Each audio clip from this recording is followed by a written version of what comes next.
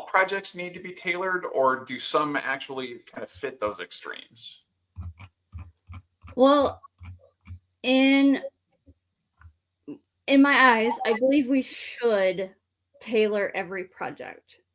But the degree of the tailoring, I think, scales with the project. Um, because every project is unique, it will have its own, you kind of needs its own, at least to look at it and go, okay, yes, waterfall does fit. If that is the furthest your intentional design goes, is okay, yes, we've looked at it, a waterfall or an agile methodology does work for our project. Great. That's all the tailoring you need. But if it doesn't, go further. And tailoring can scale with the project. For a small internal change, tailoring might mean trimming documentation and agreeing to a simplified cadence.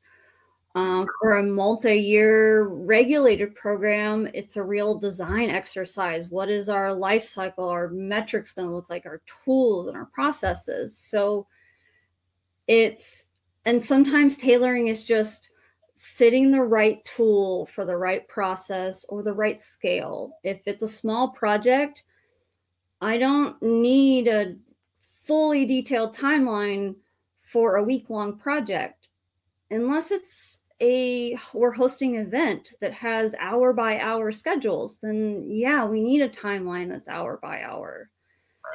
Right. It needs to scale with the project, the detail and the depth in which you go into your tools. And you can have a simplified list of risk for your project, for very small ones, of, you know, a simple install, okay? But for a large equipment install, you want to have a full risk matrix planned out and evaluated and stuff. So it also means tailoring the size of those tools for the project, and because making sure that what the team has to do creates value instead of takes away from it.